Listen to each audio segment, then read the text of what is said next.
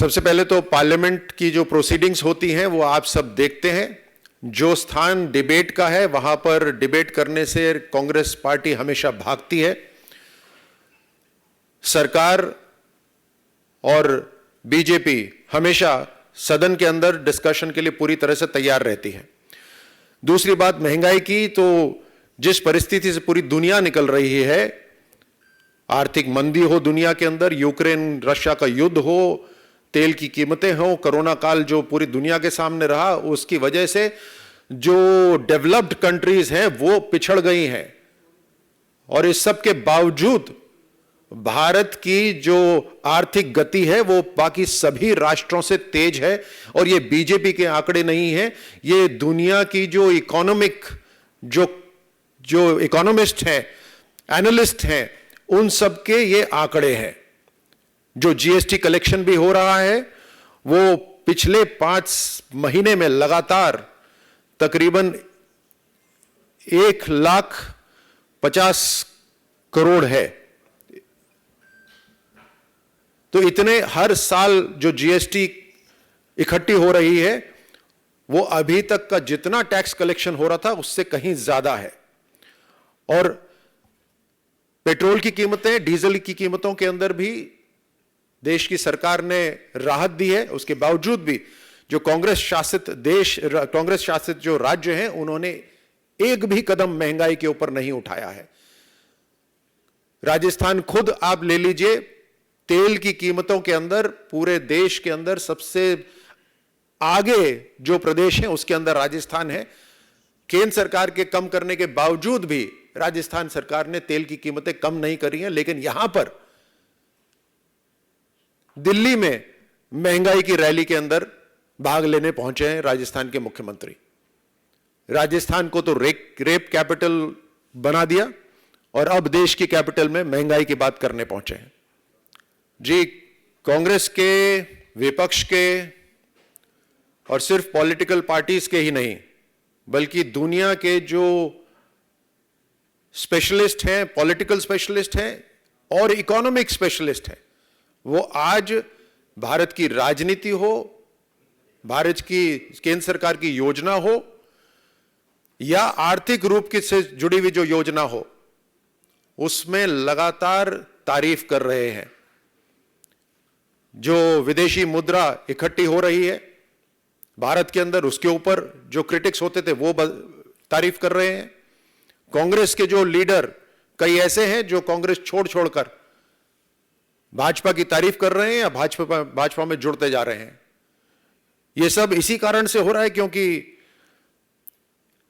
एक वैक्यूम है कांग्रेस पार्टी के अंदर, विजन से संबंधित एक वैक्यूम है, उनकी जो रोजमर्रा की जो नीतियां हैं उससे जुड़ी हुई वैक्यूम है, लीडरशिप का वैक्यूम है। और इसी कारण से उनके हर राज्य से पांव उखड़ते जा रहे हैं। लोकतंत्र के अंदर विपक्ष मुकाबला करे, ये हम सब चाहते हैं, लेकिन सच्चाई से कितनी दूर है वो आपके इस बयान से, या आपके नहीं, जो जिन्होंने भी ये बयान दिया है उससे पता चलता है। जी धन्यवाद। राजस्थान के मुख्यमंत्री का एक ऐसा बयान आया है जो आपको भी चौंका देगा और इसी कारण से मुझे लगा कि ये बात आप सबके साथ करनी बहुत जरूरी है।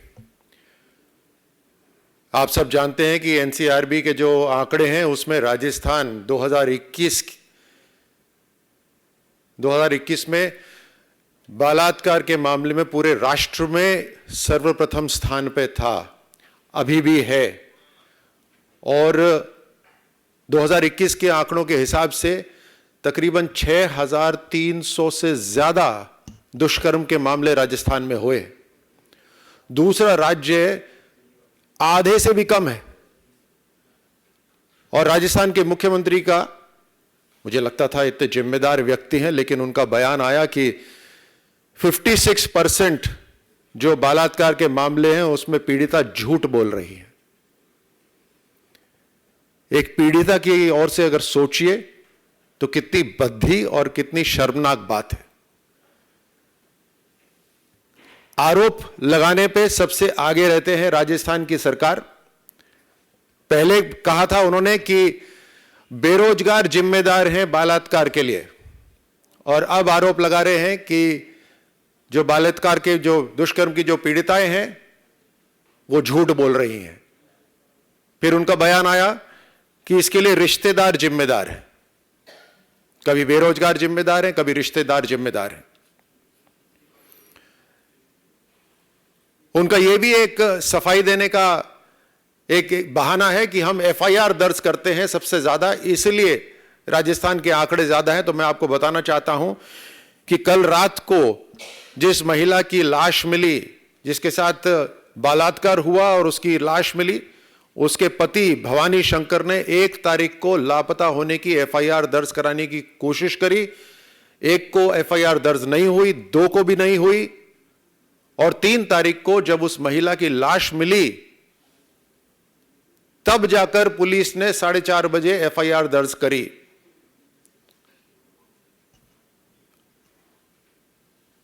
जमवा रामगढ़ के अंदर कुछ दिनों पहले एक महिला टीचर को जिंदा जलाया गया। उसने पुलिस को फोन करा, मरने से पहले उसने पुलिस को फोन करा, जलने से पहले फोन करा, लेकिन पुलिस वहां पर नहीं आई। कोटा के अंदर एक इंस्पेक्टर के घर में चोरी हो गई और 1.5 महीने बाद उसकी एफआईआर दर्ज कराई गई। यह लगातार ऐसे हो रहा है। ये राजस्थान के अंदर महिलाएं पूरी तरह से असुरक्षित हैं, भय का माहौल है। एक ऐसा प्रदेश बन गया है जहां आप जानते हैं कन्हैया की गर्दन काटी गई, साधु संतों को रोज मारा जा रहा है, चरमपंथियों का अड्डा बन गया है, जिहादियों का अड्डा बन गया है राजस्थान। और मुख्यमंत्री इन सभी घटनाओं को बोलते हैं ये सारी छोटी घटनाएं हैं, लेकिन बड़ी घटना जो दिल्ली में होती है उसके लिए वो तुरंत राजस्थान छोड़कर दिल्ली आ जाते हैं। और राहुल गांधी को जो बार बार लॉन्च करने की जो योजना है उसमें शामिल हो जाते हैं। ये कोई महंगाई कम करने की, महंगाई के ऊपर कोई रैली नहीं है, ये परिवार बचाओ रैली है। ये एक ऐसी टीम है जिसका कप्तान कोई बनना नहीं चाहता। एक बार नहीं, 2 बार नहीं, कई बार राहुल गांधी को लॉन्च करा गया है। और 2014 के बाद कांग्रेस पार्टी ने 90% चुनाव हारे हैं और उत्तर प्रदेश के अंदर 90% से ज्यादा इनकी सीटों पे जमानत जब्त हुई है। इस टीम का कप्तान कोई नहीं बनना चाहता और इस वजह से एक बार फिर राहुल गांधी को लॉन्च करने के लिए यह योजना तैयार करी गई। राजस्थान के मुख्यमंत्री और प्रदेश सरकार के लिए राजस्थान में हो रही सारी घटनाएं छोटी हैं, लेकिन ईडी अगर इस परिवार से प्रश्न पूछ लेता है तो वो तुरंत दिल्ली कूच कर जाते हैं। हर रोज राजस्थान के अंदर 17 महिलाओं के साथ बलात्कार हो रहा है, हर रोज, लेकिन उसके ऊपर कोई सुरक्षा का प्रबंध नहीं करा जा रहा।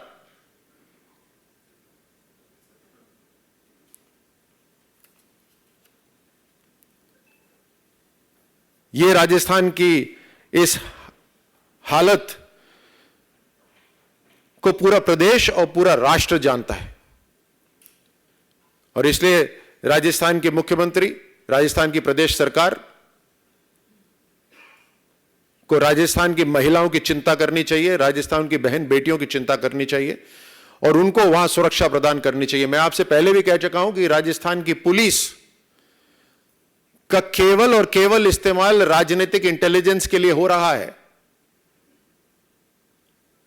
कौन सा विधायक किससे बात कर रहा है,